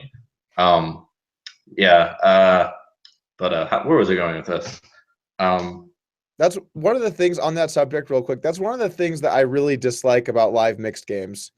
There's such a long negotiation. No, we're keeping the Badusi. The Badusi stays, but I'll trade you the fixed limit hold'em for the how's your 08? That's pretty bad, right? Yeah, how about 08? And then it's just like this thing. But everyone, like, they use all these terms to make it it's just more fun. It's more fun to play this one. Or like everyone likes this game, or what, and it's just this like negotiation tactic where either if they don't agree, the game doesn't even run, or they're always like trying to like get this like angle or a little extra edge. Like I just hate that.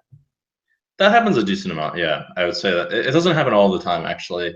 There are a few people that really don't like to do that. Like Ray doesn't like to do that too much. Doesn't like that part, for example. A few other people also don't really like that negotiation aspect. Yeah, but one thing about that is that if you get a mixed game running, usually people will play like mixes that they aren't really like their mixes. Like I might be a notorious example, actually. Like a Medusi, like how bad could I be at that? I don't even know the rules of Badusi. I've heard of it before, but if you said, Doug, what's a good Badusi hand? Like, well, sounds like Badugi, so rainbow That's a good and start. probably low. Well, actually, now you're a Medusi player because you're right. Deuce 4, 5, 7 rainbow is the best hand. All right, I'm gonna go get a wire. I mean, the thing is, like, some of these games are just so random that, like, there are clearly going to be people that have spent time, like, specializing in it, you know? Yeah, that's what you'd think.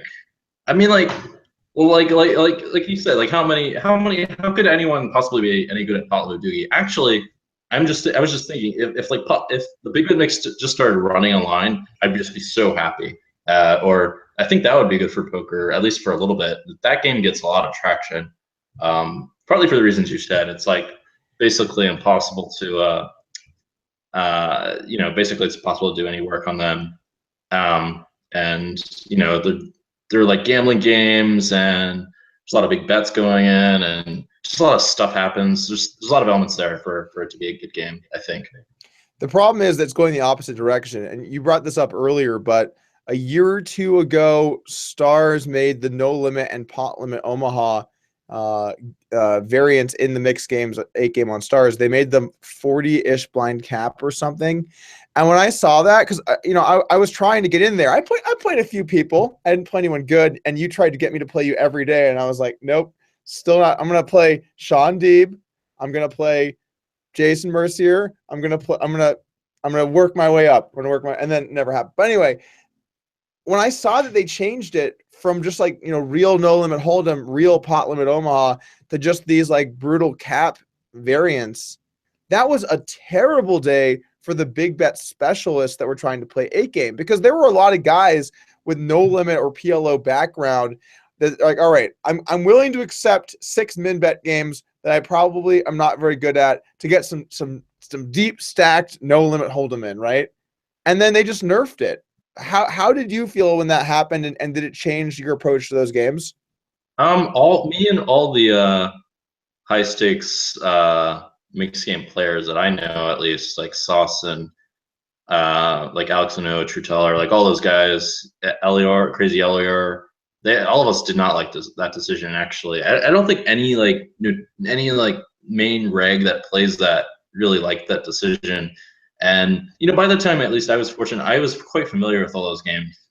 I was like probably reasonable at least all of them. If not, there are maybe two, maybe people think I'm bad at Raz, but I'm winning at Raz. Like maybe like Raz and Stud High, one of the stud games, Stud High or something. I'm not so great at, but I was familiar, so it wasn't a huge deal. But I was really upset about that for sure, especially since I think like a lot of the edge is gained from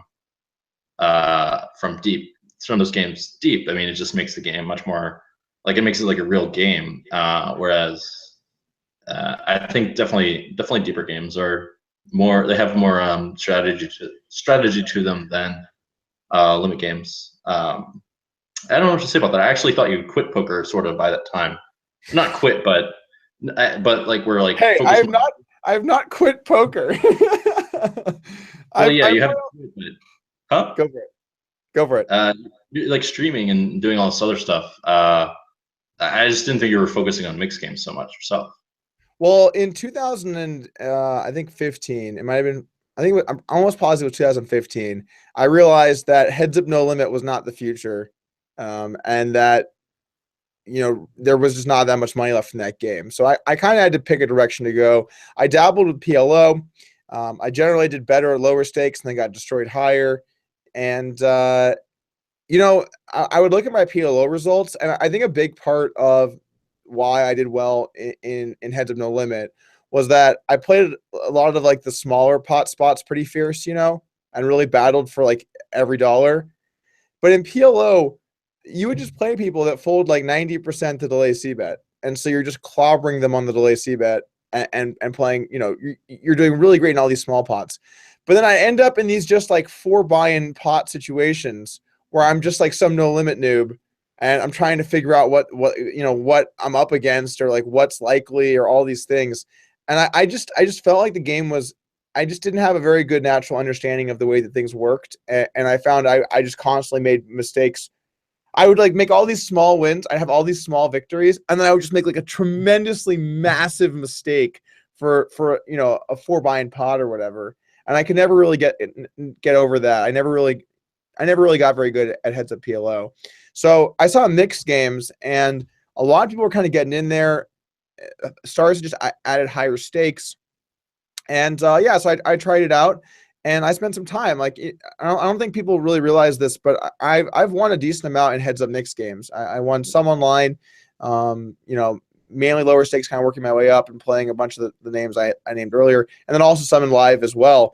But I guess the thing for me was when I saw that change for the no limit and PLO, it's like the whole reason I'm playing this is for those games, really, especially no limit hold'em. The PLO, just because the people you're playing PLO are really, really bad. So that was great. I'm not a PLO expert, but the kinds of people that were playing 8-game mix, I would take my shot in a PLO game heads up with them, Yeah, they're How normally do you, quite bad at the big bets, actually. what's up? Yeah, the mixed game players are notoriously bad at the big bet games, I'd say. Oh, absolutely. The games that always would always like just wreck me the most. The games that, when I'm looking at like my graphs or whatever, I would look at 08 and stud 8, and I just look, here's the thing. If pots ended with one person winning the pot, I was at least good. But if pots ended with potentially 2 people winning the pot, I was just like stone dead. I was stone dead. I couldn't even get half of pots. I was just getting wrecked left, right, and center. Especially stud 8. Stud 8 just like blows my mind sometimes, like what I'm supposed to be doing. So it's like kind of it's really hard to really know what to do perfectly and study. I think I've gotten a lot better at it, but basically just don't want to get squeezed too much, or just don't want to be like have to too much reverse implied odds in a lot of situations. I think that people are like overly concerned with calling down on future streets in that game, but I don't know. There's a lot of spots where just like I mean you can barely do math for them, and it's just like getting good price. That's There's a lot poker, man. That if you had to sum up poker in one sentence, it'd be like, getting a good price. well, let's not. I mean, things are just much. Well, yeah. I mean, for study games in general, I feel like you can't like use any software to help you or anything like that. Whereas, or you can a little bit actually. You can use Odds Oracle, I guess. And then I don't know. Unless you're like uh, definitely the live players like the stud games in the mix, especially when I'm around. I noticed they like stud games. Maybe they hopefully like some draw games too. But the stud games are like the anti-online player thing for sure. Yeah, I don't think any online player grow like, young kid coming up in the game, 18 years old, and they're like, one day I want to play stud with the best of them. That's not a thing. Also, Badugi just it's fucking Badugi's in like all the mixes. And like it's like totally different from most games except for like Deuce to Seven. But if you know Deuce to Seven, I think it's a little bit more sensible, at least for me. All right, so let's change up the subject here. Yeah. This is another question that we had. Are you into any other forms of gambling other than poker? You know, it's funny you mentioned that. Let me think. I'm thinking of one like really clear example, but I'm trying to think if I know some things about like house games and stuff. For various reasons. Well, only one reason. Like this one guy, like that I knew, suggested Russian poker, which is like a variant of like Caribbean stud poker. It's actually quite a hard game to play. It's very mathematical. It's a bit like Pineapple. Oh yeah, the Chinese poker. I play Pineapple a lot, or decent amount, I should say, not as much as I used to. But apparently in like certain casinos, they actually have like really soft conditions, and you could actually beat them straight up at Russian poker if the conditions were good enough. Like mathematically, you could just have an edge, and then they offered like discounts on top of that just because of like the competition of the clientele they were getting. So like for a while, it was just for just a very brief period, I was like grinding Russian poker with like the solution to Russian poker and just going around trying to beat casinos. It's a stupid game. That's actually that's pretty amazing though. It kind of reminds me of when the whole blackjack thing happened in America in like the 80s and 90s or whenever that went down. Yeah, it was basically it's kind of like that, but in different locations. I know where these locations are. They're not places that you would necessarily guess. Um, and then yeah, I lost like a small amount of money, but I think it could be plus. It seems like it would have had to be plus EV for like there were like people from like Ukraine doing it, and like people had like multiple like IDs because they were barred from casinos for Oh trying my to. God. Yeah, there's all this shit going on. Like a group from the UK was doing it. All these stupid young kids. I got barred from a casino within like 30 minutes for trying to beat stupid game. And I won like 5K US or something. Really, it was really outrageous. And just not really worth it, honestly. Well, not if you're not winning. When you don't win a lot of money, it's not as worth it. Yeah, well, it wouldn't have been that easy to win a lot of money at it. You could win like some money at it. Uh, it's like one of the things to do. I would think poker actually is still worth more if you don't play specifically on PokerStars. Uh, Still, I mean, if you play on other sites, poker's still good. Nice, really working and dropping the hammer on stars there. I like that. So this is a current audience question. Got a lot of people asking. The people want to know OTB Red Baron. Do you think he's still the top dog in No Limit 6 Max? Do you think that the gap is closed a lot? What are your thoughts there? That's a good question. Still think he's probably the top dog. From playing with him, I think he's one of the best six max players for No Limit for sure. Also for heads up, I think he's pretty good too, but it's hard to prove because I mean I think he's definitely been simming, man. That guy, like even when I first started playing him, I could smell the sims on this motherfucker. You could smell the Sims. I can smell the sims big time when I play someone. I just smell them these days. Like like old live players, they got their reads and they like can feel out the players. I can smell the sims. Nice. The jungle sense or whatever. Definitely, I know sims when I see sims. Okay, this guy's got sims. Uh, yeah, he's simming hard. He's doing some really smart things, and uh, I think like there's some other guys that are catching up to him. It's hard to tell how good like Obora is, for example, but maybe he's got some sims. I don't know. I think he's got some sims, and then he like just like comes out of the woodworks with just like these hands that just like what is this guy thinking? We played a hand. I like three bet him small blind versus big blind, and we've got a most people have a pretty normal small blind versus big blind dynamic, but not me and Obura. Shit goes down in small blind versus big blind with me and Obura. So I three bet him and he calls. The flop was ace 8-3, and I have king jack of hearts, ace 8-3 all hearts. I flopped the stone nuts. He leads into me. This is the thing that happens, and for various reasons, I decide to raise. I'm thinking I don't think he's bluffing. I don't think he's bluffing, so I raise. He calls. It turns like a 4. It's just an offsuit 4. He shoves into me. I'm just like, Wait, lead call his flop and then donk jams a brick turn. yeah, in a 3-bet pot, blind versus blind. I'm just like, okay, I call the nuts.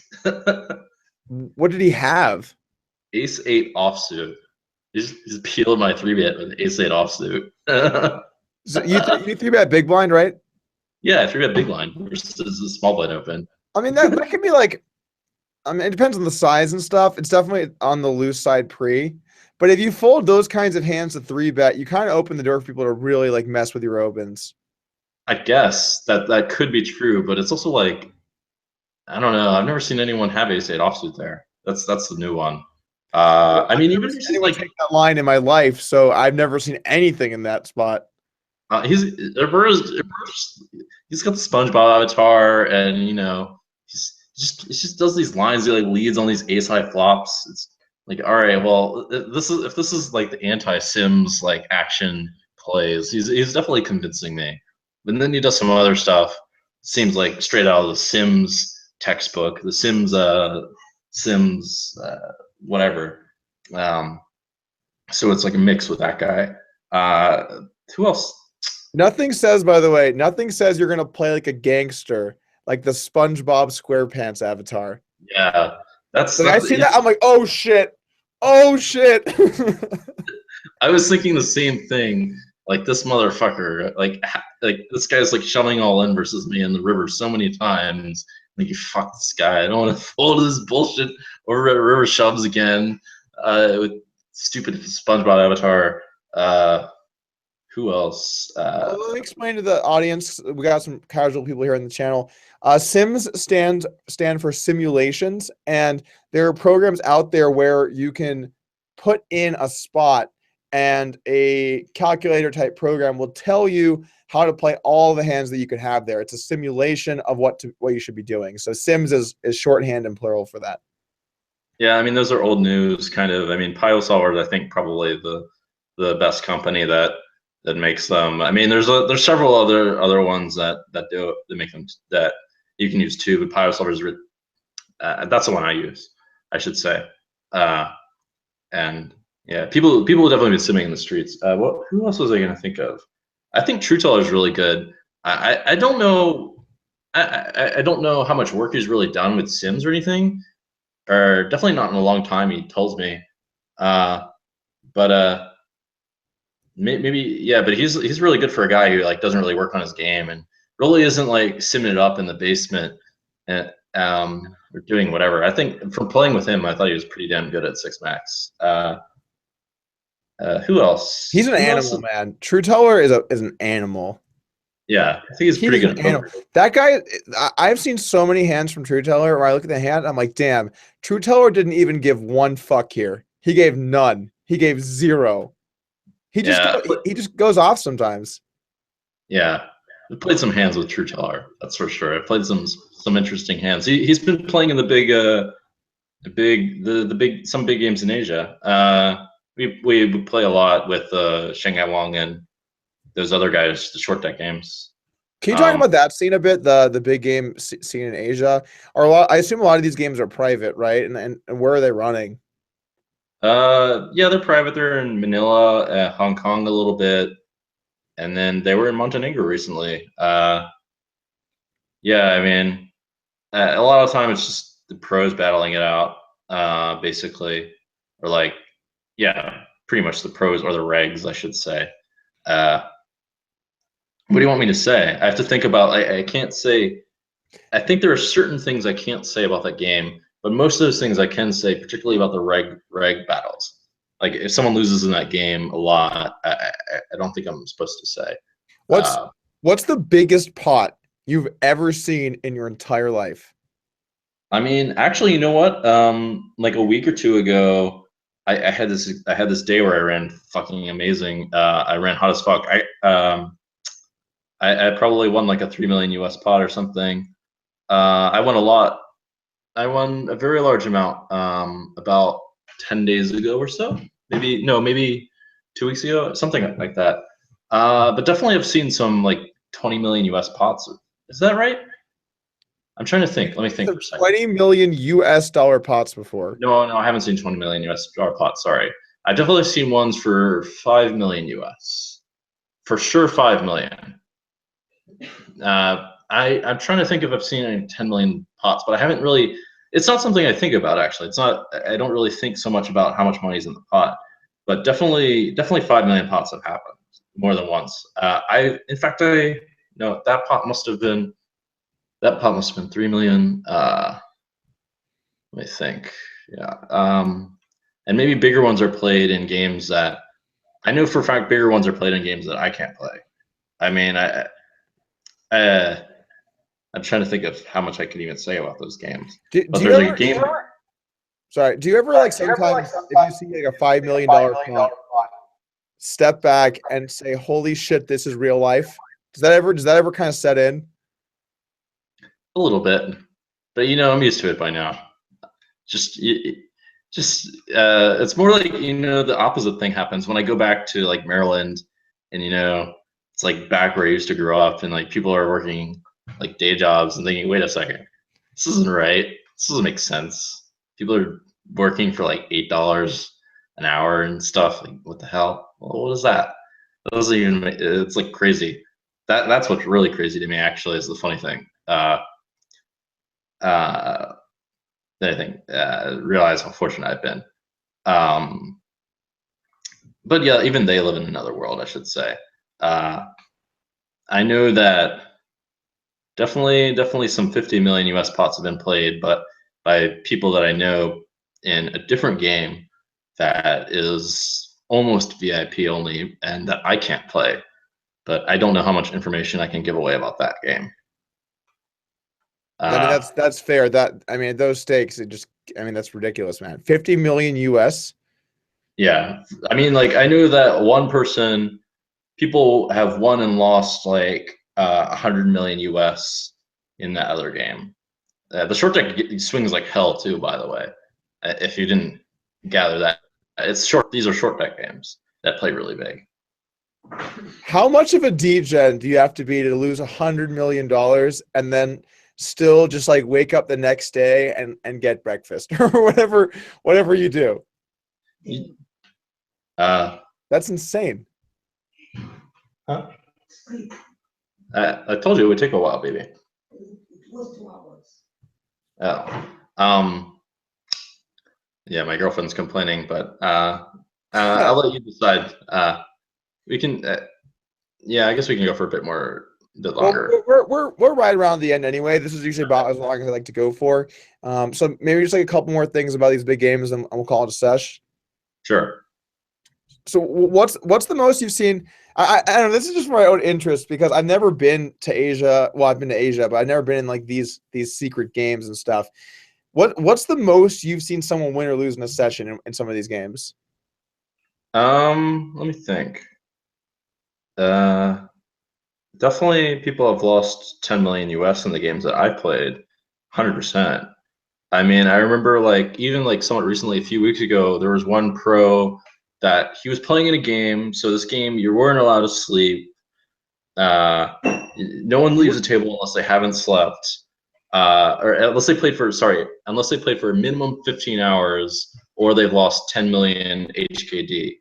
10 million HKD is like 1.5 million, or it's like 1.3 million US. So this person, they lost 50 million HKD, and then they went to sleep. It's one of the pros. They came back and they ended up winning 30 million HKD. They won on the sesh. Yeah, they lost like they were buried like 7 million HKD, then or 7 million US, and then they came back and won like 4 million or something. Good day. And those sessions feel so much better. It's so much better to win. Well, you're not even winning small. You're winning 4 million, but just compared to how much you're down. Any session where you get stuck big and then you end up winning, it just feels the best. Yeah. Yeah, I had a session like that recently, and I ended up making like some really big calls to end up winning. It wasn't like I cooled someone yet. Like hero called for like, let's see, this guy must have showed 4.7 million HKD. So I made like a hero call for like 1.3 million US or something like that. No. His shove is like Like shove is like 600K US. So yeah, 600K US. Sorry. So the calls for like 600K US or something. A couple hands like that. It's pretty fun. Do you want? Can you tell us the hand? Okay. I can't tell you who it's against. But so we're playing short deck, and I raise pre-flop. I've got ace jack suited. The positions are hard to explain. This person calls, and it's just heads up. The flop is 10-6-6. And in short deck, it's pretty hard to have 6, but I've got all these overpairs and whatever. I just bet small. He calls. The turn is like a queen. I think, well, I decided to check for various reasons. There are 2 diamonds out, and one unique thing about this game is that in short deck now we're playing the rule that flush beats full house, which actually changes things quite a bit. So now there's a flush draw on the turn. There's 2 diamonds. Goes check check. The river is a king. I just have ace jack with 2 hearts, and there's 3 diamonds out. I bet, and this guy, I bet like kind of small because for a few reasons. I bet like I think I bet 700K into like 1 point something, and he shoves for like 4.7 total or something like that. Wow, so a big jam. Yeah, and it seemed a little bit tough to have it, so I didn't really think he would have boats. I didn't really think he'd have straights actually, but it's just really hard to have me beat, so I called. And he was bluffing. So yeah, that was the Nice. pot. And I was Nice. stuck at that time. At that time, I was stuck about 20 something million or 15 to 20 million HKD, something like that. So you got one back. Do you see people run bluffs for that much money? Because at some point the stakes just get so high. Do people get scared? Well, a couple things. Firstly, it's poker. Secondly, yes, and thirdly, like if like people can just get scared, you can just bluff them. So like it works both ways. So like I mean, play poker is just like I mean, you get a little scared sometimes, but like, what do I say? Like, yeah, if people get scared, then you bluff a lot, and then you win money that way. Sort of. I do think that in general, I mean, maybe just in poker in general, but definitely at really high stakes, I think bluffing is a lot better than calling in big spots. I don't know about that. The proposition of calling, well, the game of calling plays bigger, I think, than bluffing does, but calling is a better proposition than bluffing. I'm just talking about how like the tendencies of the player pool. What Like do you mean? I think in like large spots at the very high stakes, unless you're playing, and I'm talking about the average player in a high stakes game. I'm not talking about like the good reg or whatever. I feel that players are much more likely to make a big fold than make a big bluff by a large margin. I think that's sort of true, except with like very specific exceptions. I think that is true mostly in general, I would say. Yeah, I think so, but I'm not 100% sure. Do you ever get in a spot where you just someone at the table is just scared money or weak money and you just prey on them? A little bit. It's more like part of the problem is like you have to know that they're actually yes, but it has to be. It depends on the situation a lot. I gotcha. I can think of like a really good example, but I don't want to say it because I've like told people specifically, like my horses, I've told them like people are going to be scared money and you should just run them over. This is what I've told them in these spots. That's actually some of the best coaching that you can get.